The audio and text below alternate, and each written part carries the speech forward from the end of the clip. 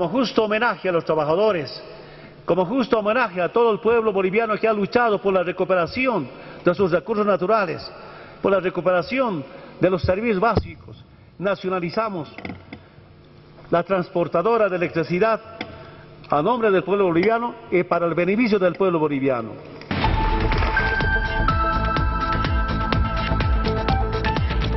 ¿Qué tal están? Muy buenas noches, bienvenidos. Este era el argumento del presidente de Bolivia, Evo Morales, muy similar al del gobierno argentino de Cristina Fernández de Kirchner. Con motivo del Día del Trabajo, el 1 de mayo, Morales anunciaba la expropiación del 100% de la transportadora de electricidad que hasta ahora pertenecía a la española Red Eléctrica. Por sorpresa, al igual que la decisión de nacionalizar YPF en Argentina, el presidente boliviano justificaba esta noticia por la supuesta falta de inversión.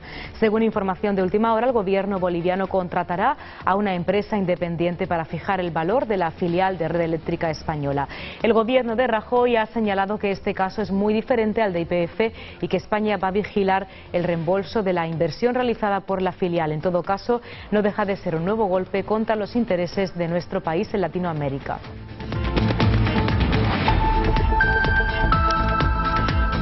La Red Eléctrica marca el mayor descenso del IBEX 35 en la apertura de la sesión en la bolsa. Abría esta mañana con un repunte del 1,37% que le ha permitido conservar la cota de los 7.100 puntos. La compañía estatal ha sufrido las consecuencias de la decisión del gobierno de Evo Morales. En los primeros compases, los títulos de Red Eléctrica Española marcaban un primer precio de 32 euros, el 2,6% menos que al cierre de la sesión precedente. Poco después de anunciar la expropiación, el presidente de Bolivia ordenó a las Fuerzas Armadas la custodia de las instalaciones de la compañía nacionalizada. Y en Andalucía, hoy el presidente de la Junta, José Antonio Griñán, ofrecía su segundo discurso de investidura en la 9ª legislatura, en el que no ha habido sorpresas si saldrá elegido gracias al acuerdo programático entre PSOE e Izquierda Unida. Griñán presentaba su programa para los próximos 4 años, que gira en torno a 3 pilares: la reactivación de la economía, la creación de empleo y la protección de los servicios sociales.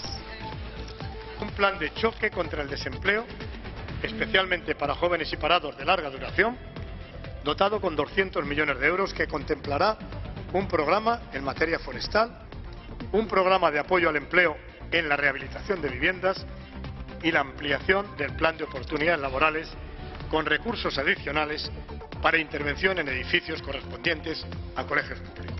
Y desde el Partido Popular señalan que José Antonio Griñán ha planteado las mismas propuestas que incumplió hace 3 años. El portavoz popular en el Parlamento, Carlos Rojas, se ha mostrado convencido de que el bipartidismo entre los dos partidos de izquierdas van a generar más desconfianza en Andalucía. Hemos escuchado un discurso sin novedades, más de lo mismo, poco concreto, y que responde a unas propuestas que venimos escuchando ya desde hace 30 años, a las propuestas del Partido Socialista, que han dejado a Andalucía en una situación insostenible. Y Barcelona es desde hoy hasta el viernes una ciudad blindada para garantizar la seguridad de la reunión del Banco Central Europeo, y es por ello que sus calles se han blindado. Y es que la capital condal ha sido escenario en los últimos meses de violentas protestas protagonizadas por jóvenes antisistema pertenecientes a la izquierda radical independiente. La última vez que se registraron graves desórdenes en el centro de Barcelona fue el pasado 29 de marzo, al término de la huelga general. Para impedir actos similares, España suspende temporalmente desde el 28 de abril y hasta el 4 de mayo, inclusive el Tratado de Schengen, que garantiza la libertad de circulación en gran parte de la Unión Europea. Y ayer fue un 1 de mayo marcado por las protestas en 60 ciudades de España contra la política económica del gobierno de Mariano Rajoy. Las organizaciones sindicales de UGT y comisiones obreras salían a la calle para denunciar la reforma laboral y los recortes sociales en educación y sanidad. A pesar de todo, el gobierno no frena en su agenda de ajustes, y hoy el ministro de Economía, Luis de Guindos, defiende en Bruselas la reforma financiera. Desde UGT aseguran que los funcionarios son las últimas víctimas del gobierno, que solo perjudica, dice, a las clases más bajas. Ellos han embarrancado el buque de la economía y de la sociedad española, y solo se están preocupando de salvar a los de primera clase y a sus pertenencias. Y vamos también a hacer, como cada día, un repaso por toda la actualidad deportiva. Para ello tenemos a Hugo Vaca. Muy buenas noches, Hugo. Cuéntanos de forma resumida de momento cómo va este campeonato de Liga. Bueno, va todo bien, esperando que el Madrid gane, que el Barcelona esté también en esa lucha, sobre todo por el máximo goleador, pero el Fútbol Club Barcelona está más que pensando en la Liga, ya su en este caso entrenador Pep Guardiola, pensando más en ese partido frente al Athletic Club de Bilbao, una final de la Copa del Rey que los puede llevar a tener el primer título de esta temporada y ser el número 14 en la era de Pep Guardiola en los 4 años que lleva como entrenador del Fútbol Club Barcelona. Por su parte el Real Madrid también, en este caso José Mourinho hablaba en rueda de prensa y hacía hincapié sobre esa otra disputa que está, la del Balón de Oro. En este caso siempre está la competencia, Messi se lo ha llevado los 3 últimos años y en esta ocasión el técnico cree que el merecedor de este trofeo tiene que tener la camiseta blanca, tener un número 7 y ser alto y portugués. Y el Balón de Oro no se gana siendo Pichichi. Porque si hubiera sido así, Cristiano hubiera ganado el Balón de Oro el año pasado. Y el Balón de Oro lo gana uno de los mejores. Obviamente no puede ganar uno que no es un grandísimo. Pero el Balón de Oro gana uno que gana un gran título colectivo. Y eso solo está al alcance de los jugadores del Bayern de Múnich, de los jugadores del Chelsea, y en este caso, pero dice que no tiene nivel, ahora lo escucharemos, y en este caso queda solamente por descarte el Real Madrid, que ha ganado o va a ganar el título de Liga. En esta ocasión también el Unicaja de Málaga, tenemos buena noticia, después de ese triunfo que conseguía, ahora tiene también que refrendarlo en estos 2 últimos partidos de la Liga Endesa, la jornada 33 que se va a disputar mañana, frente al G-Scrap de Vizcaya, y el próximo domingo el último partido ante el Banca Cívica.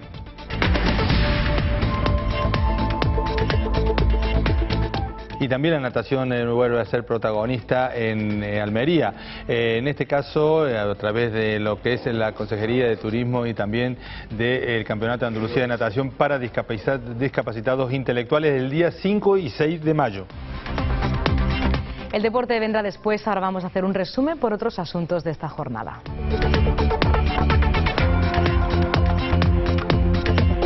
El duque de Palma, Iñaki Urdangarín, y su ex socio Diego Torres ofrecen a la Fiscalía Anticorrupción un acuerdo para eludir el ingreso en prisión.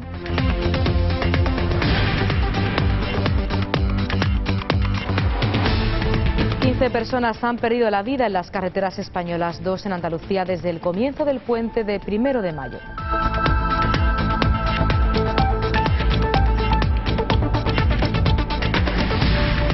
José Bretón, el único imputado en la desaparición de los niños de Córdoba, vuelve a declarar hoy junto a sus padres para aclarar algunos puntos de esta investigación.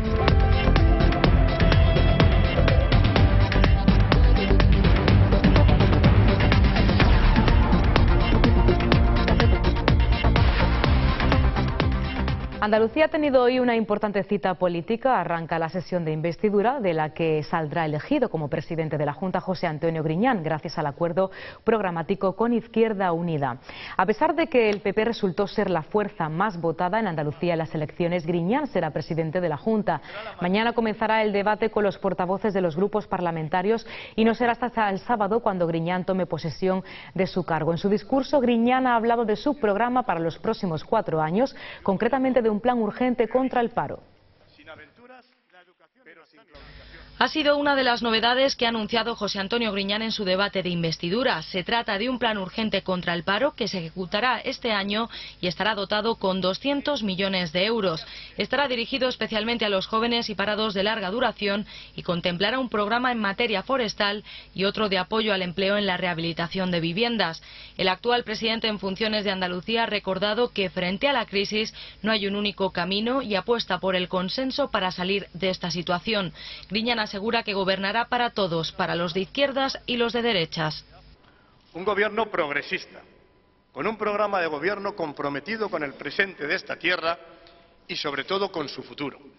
Y un gobierno realista, sin aventuras, pero sin claudicaciones, consciente del mundo en el que nos ha tocado vivir y de la situación difícil que atravesamos.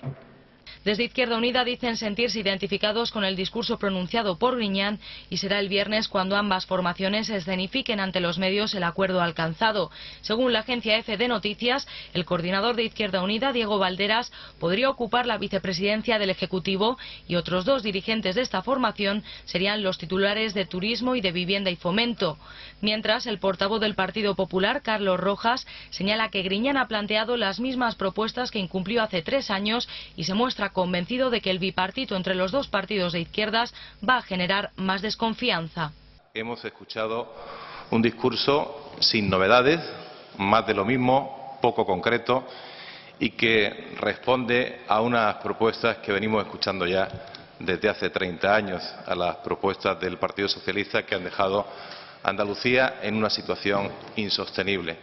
El debate de investidura se cerrará mañana con las votaciones de todos los grupos. José Antonio Griñán será investido presidente de la Junta por segunda vez gracias a un acuerdo con Izquierda Unida que deja al Partido Popular Andaluz ganador de las elecciones como único partido de la oposición. Y otra noticia de este miércoles se encuentra en Bolivia y siguiendo la estela de lo ocurrido en Argentina con YPF. El presidente Evo Morales anunciaba la expropiación de las acciones de Red Eléctrica Internacional. Según información de última hora, el gobierno boliviano contratará a una empresa independiente para fijar el valor de la filial española. Tras Argentina, Bolivia. A la expropiación de YPF por parte del gobierno argentino se ha sumado hoy una nueva, la de la transportadora de electricidad TDE, una filial de Red Eléctrica Española en Bolivia. El presidente de este país, Evo Morales, ha aprovechado la celebración del 1 de mayo, Día del Trabajo, para anunciar la medida. Como justo homenaje a los trabajadores, como justo homenaje a todo el pueblo boliviano que ha luchado por la recuperación de sus recursos naturales, por la recuperación de los servicios básicos, nacionalizamos la transportadora de electricidad a nombre del pueblo boliviano y para el beneficio del pueblo boliviano. Como en el caso de YPF, la filial de la petrolera Repsol en Argentina, el argumento del gobierno boliviano para expropiar TDE a Red Eléctrica vuelve a ser la falta de inversiones por parte de la empresa española que controla la mayoría del capital. Evo Morales ha estado en Cochabamba con partidarios, trabajadores de TDE y militares, a los que el presidente ha ordenado que ocupen las instalaciones. Aprovecho esta oportunidad, después de firmar el decreto supremo de nacionalización, para pedir al general Gandarillas, comandante en jefe de las Fuerzas Armadas del Estado Plurinacional, a ordenar a las Fuerzas Armadas a partir de estos momentos hacer las tomas correspondientes a las instancias de administración de operación de la transportadora de electricidad. Es obligación de las Fuerzas Armadas recuperar la electricidad para el pueblo boliviano. En España la medida ha causado sorpresa en el gobierno y en la compañía matriz de TDE, Red Eléctrica de España, que ha anunciado que pedirá una compensación adecuada por la expropiación de su filial. En todo caso, no deja de ser un nuevo golpe contra los intereses de España en Latinoamérica. En tan solo 2 semanas, hoy la Cámara de Diputados de Argentina inicia el debate de expropiar el 51% de las acciones de la petrolera YPF al grupo español Repsol, con el objetivo de convertirla en ley mañana jueves. El proyecto del gobierno de Cristina Fernández de Kirchner fue aprobado la semana pasada por el Senado con 63 votos a favor, 3 en contra y 4 abstenciones, al cabo de una larga sesión que se prolongó durante 15 horas. La red eléctrica marcaba el mayor descenso del IBEX 35 en la apertura de la sesión. Abría esta mañana con un repunte del 1,37% que le permitió conservar la cota de los 7.100 puntos. La compañía estatal ha sufrido las consecuencias de la decisión del gobierno de Evo Morales. En los primeros compases, los títulos de Red Eléctrica Española marcaban un primer precio de 32 euros, el 2,60% menos que al cierre de la sesión precedente, poco después de anunciar la expropiación. El presidente de Bolivia ordenó a las Fuerzas Armadas la custodia de las instalaciones de la compañía nacionalizada. El desplome de la banca arrastra la bolsa a su nivel más bajo desde el año 2003 y el índice manufacturero español al nivel más bajo desde el verano de 2009. La bolsa española protagoniza las mayores caídas bursátiles europeas de una jornada marcada por la reunión extraordinaria del Ecofin. El selectivo español perdía más de un 3% pasada las 2:30 de la tarde, mientras que el DAX de Frankfurt y el CAC de París oscilaban entre las subidas y las caídas moderadas. Así el IBEX perdía más de 200 puntos por debajo de las 6.800 unidades, nivel que abandonó a mediados de 2003, en pleno auge de la economía española. Precisamente los bancos eran los valores más perjudicados de la jornada. Algunos de ellos vieron sus notas crediticias recortadas por Standard & Poor's esta semana, mientras que los ratings de Otran están aún bajo análisis. Tras varios años de reestructuración, la reconversión del sector financiero español no ha concluido y el gobierno baraja una salida progresiva y ordenada de los activos tóxicos ligados al ladrillo para establecer una separación clara entre el riesgo inmobiliario y el financiero. En Italia, otro país en el punto de mira por la fragilidad del sistema financiero, 4 entidades bancarias también eran castigadas por los mercados. Y el gobierno de Mariano Rajoy continúa con su agenda de ajustes. El ministro de Economía, Luis de Guindos, asegura que son los necesarios para salir de la crisis económica y cumplir con el objetivo de déficit para este año. Este miércoles de Guindos viaja a Bruselas para defender la reforma financiera. Además, el viernes el Ejecutivo también estudia la posibilidad de cobrar los peajes en la red de autovías, solo para turismos y motocicletas. Se estima que con esta iniciativa, que ya tenía sobre la mesa el anterior gobierno socialista, se ahorre 6.000 millones de euros con el objetivo de sufragar el costoso mantenimiento de las carreteras. Y el Ejecutivo no frena en sus medidas y estudia también aprobar este 2012 un plan contra el absentismo de los funcionarios que se incluye en el programa de estabilidad de los próximos 3 años. Dicho plan, que el gobierno español ha enviado a Bruselas, cuenta con otros puntos como la regulación de las nuevas becas universitarias o los objetivos de la reforma laboral. El presidente Mariano Rajoy recuerda que pretende atajar el déficit y llegar al 3% para el próximo año. Asimismo, una de sus prioridades es luchar contra el fraude a la seguridad social. El portavoz del PP en el Congreso, Rafael Hernando, asegura que la medida del gobierno de que los funcionarios no cobren su salario íntegro durante los primeros 90 días de baja será bien acogida por estos trabajadores. Ese es el objetivo del gobierno, que todos contribuyan, que todos trabajen, que podamos ofrecer y aportar lo mejor de nosotros mismos, también en el conjunto de la función pública.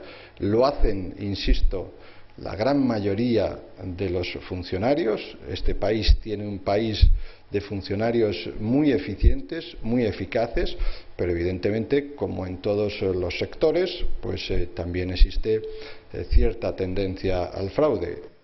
La finalidad es minimizar el efecto de la crisis en nuestro país, centrándose en el paro. Es al menos el objetivo del gobierno, y es que Europa alcanza un récord en desempleo por culpa de España.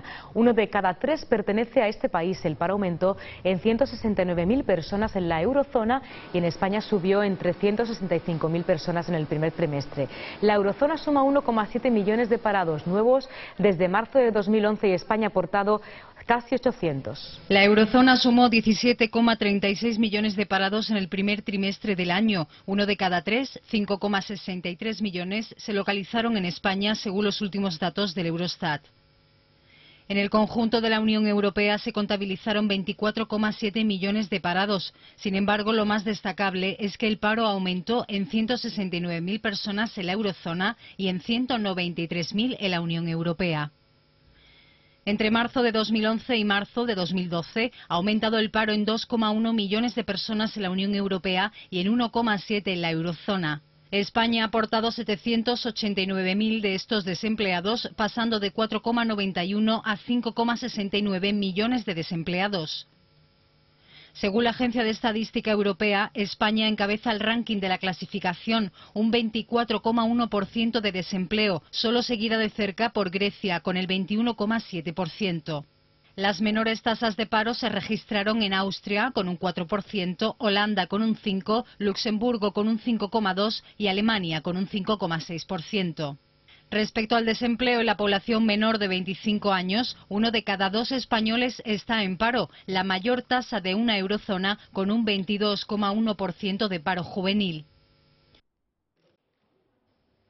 Y ayer entró en vigor en Baleares y Castilla-La Mancha el llamado céntimo sanitario, que supone una subida de casi 5 céntimos más por litro de gasolina y gasóleo. El gobierno de María Dolores de Cospedal espera recaudar 23 millones de euros con esta medida en lo que queda de año, y en Baleares unos 10 millones más para reducir la deuda. Estas dos autonomías han adoptado severas medidas de ajuste ante la entrada en vigor de la Ley de Estabilidad Presupuestaria. De acuerdo con esta norma, el gobierno tiene 15 días para dar la aprobación a los planes de las comunidades antes de proceder a otras medidas que incluyen la intervención.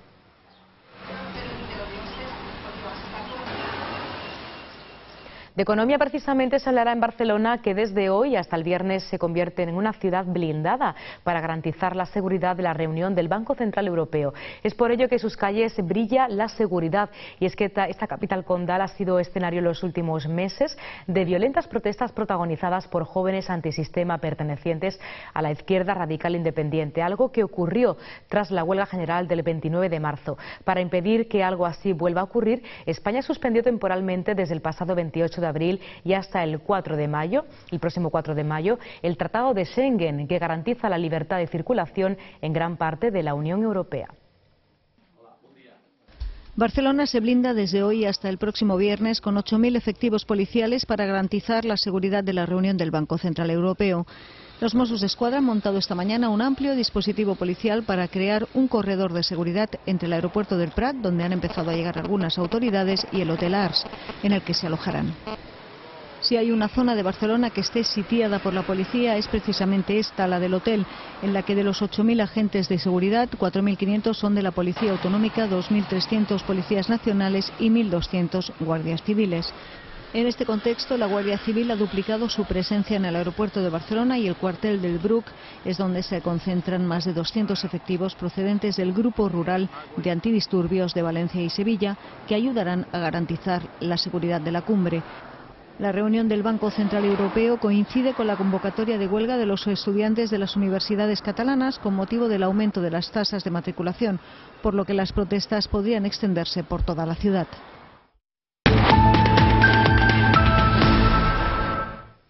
La Unión de Consumidores lanza unas recomendaciones para ahorrar en el consumo energético: apagar las luces cuando no lo necesitemos, así como la televisión si no la estamos viendo, o utilizar bombillas de bajo consumo. Y es que no tenemos por qué pagar más de lo que consumimos diariamente. Ante las crecientes demandas de los ciudadanos por las elevadas facturas de la luz, la Unión de Consumidores y otros colectivos recomiendan una serie de medidas para ahorrar en el consumo energético.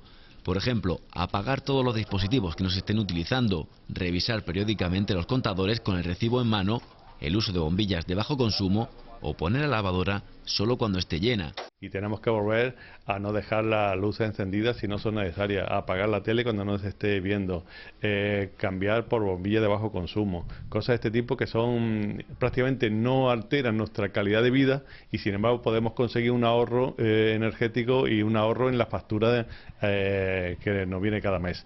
Eso en primer lugar. En segundo lugar, pues tenemos también que revisar el contador. Y es que a nuestros hogares están llegando facturas que arrojan una subida del 15% en tan solo un año.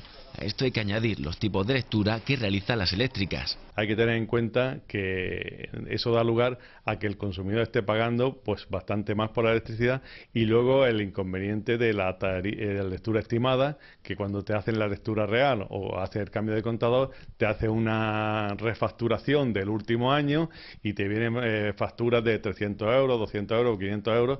Así que ya saben, a echar la imaginación para buscar las mejores maneras de ahorrar y sobre todo no llevarnos un buen susto al abrir la carta del recibo. Y la crisis llega a todos los sectores. Arranca mayo, tradicional mes elegido por miles de parejas para celebrar su boda, aunque con la actual situación económica se ven obligados a reducir su presupuesto. Cada vez son más parejas las que optan por alquilar los trajes, los adornos, que como las flores suponen un importante gasto. Flores de alta costura a precios de bajo coste. Esa es la receta que fomenta esta empresa dedicada al alquiler de flores, que ofrece una alternativa económica al elevado gasto floral que exigen las bodas. Flores que, tras decorar altares y bancos, mesas y comedores, acaban en muchos casos en la basura. Conocedoras de esta realidad, 3 socias han montado en Madrid un pequeño taller donde crean centros y adornos a partir de flores de imitación fabricadas con látex y telas tratadas importadas de París. Almudena Alonso explica cómo nació la idea. en la boda de los hijos de unos amigos, comentando los gastos de la boda, pues todo lo que suponía, hablando también de los gastos de las flores, que eran unos gastos tremendos. Pues bueno, pues nos ocurrió la idea de empezar a ver pues las flores, mayoristas y tal, montar los centros y entonces alquilarlos para las bodas. El objetivo de estas tres mujeres es contribuir a que las parejas no tengan que renunciar a la belleza de las flores por una cuestión de presupuesto. Una opción que sustituye a las flores naturales por las artificiales, que después de cada uso se lavan y revisan en un taller para comprobar que están perfectas para volver a ser alquiladas. Y es que en tiempo de crisis no hay flor de un día. Cambiamos de asunto y miramos a Asturias. El Constitucional ha admitido a trámite los recursos de amparo presentados por PSOE e Izquierda Unida contra la decisión del Tribunal de Justicia que anuló el voto de los emigrantes en la circunscripción electoral occidental del Principado. Recordemos que Foro Asturias, formación que lidera Francisco Álvarez Cascos, recurrió al estar en desacuerdo con el recuento de 332 votos de extranjeros remitidos directamente por correo a la Junta Electoral Provincial y no a través de un consulado como establece la ley. A pesar de la anulación del escaño emigrante, la sesión de investidura del próximo presidente del Principado se celebrará en la segunda quincena de mayo, con 44 o 45 diputados en función de la decisión que adopte el tribunal.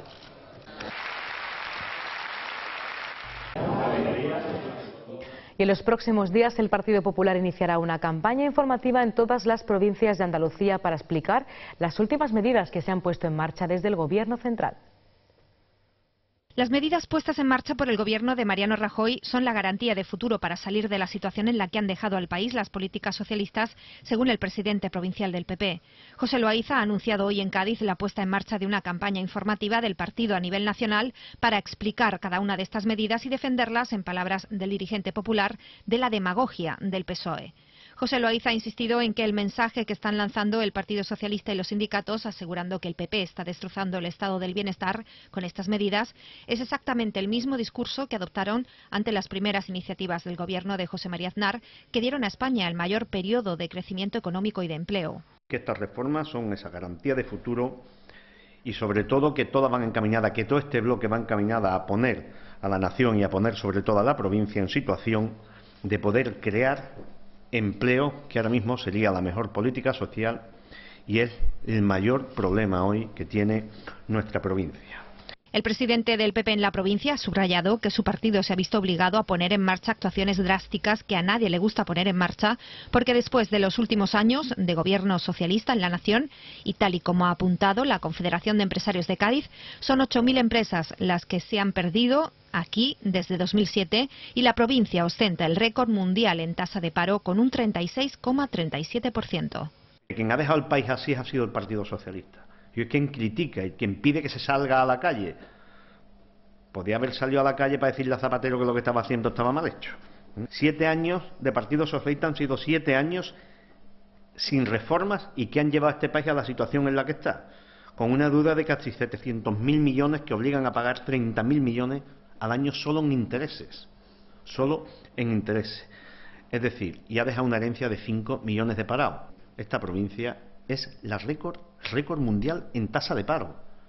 José Loaiza ha asegurado que no se podía seguir haciendo la misma política que se hizo antes, con lo que ha calificado como despilfarro de los fondos públicos, del que en la Bahía de Cádiz hemos tenido destacados ejemplos tras el cierre de Delphi y con las irregularidades de los ERE y el Plan Bahía Competitiva, según el dirigente popular. Después de lo de Delphi, en esta provincia han venido millones y millones y millones de euros.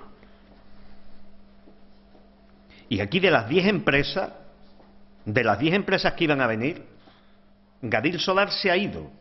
Y ahora veremos qué pasa con el dinero público. Pero es que Alesti es una empresa que vino también para el plan de reindustrialización de la bahía, con dinero público, donde la Junta de Andalucía es accionista, y hoy se está temiendo que aquellos trabajadores que están en el ERTE entren ya no en un ERE, sino en el despido. La trama del Bahía Competitiva, donde se han perdido esos 25 millones de euros que no sabemos dónde están.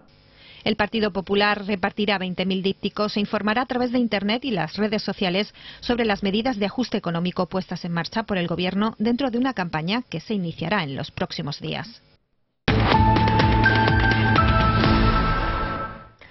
Posible cambio de estrategia en el caso Nos. El duque de Palma, Iñaki Urdangarín, y su ex socio Diego Torres podrían aceptar su culpabilidad para evitar ir a la cárcel. El abogado de Urdangarín niega contactos con la Fiscalía Anticorrupción y el yerno del rey está imputado por 4 delitos, con una revisión penal de hasta 6 años de prisión. El duque de Palma podría declararse culpable de los delitos que se le imputan en el sumario del caso Nos, con el objeto de eludir la cárcel. Así se lo ha planteado su abogado a la Fiscalía Anticorrupción, que según publican hoy varios periódicos, solo aceptaría si Iñaki Urdangarín y su socio Diego Torres desvelan los paraísos fiscales a los que desviaron los fondos. Al admitir los delitos, la condena sería inferior a los 2 años y eso le permitiría no ingresar en prisión a cambio del pago de unos 3,5 millones de euros por los daños causados a la Administración. La información aparecida hoy en El País, El Mundo y El Periódico de Cataluña apunta a que el abogado de Diego Torres habría hecho el mismo pacto con la Fiscalía. No obstante, Manuel González Peters ha negado este extremo en declaraciones a EFE, aunque no ha precisado si sopesa esa posibilidad. La noticia salta a la luz después de que Torres desvelara el contenido de una serie de correos electrónicos en los cuales el duque de Palma le mencionaría gestiones realizadas tanto por la infanta Cristina como por el rey en el patrocinio de un barco en la Copa América usado por la Fundación de Niños Discapacitados que creó Urdangarín para evadir fondos públicos del Instituto Nos a Belice.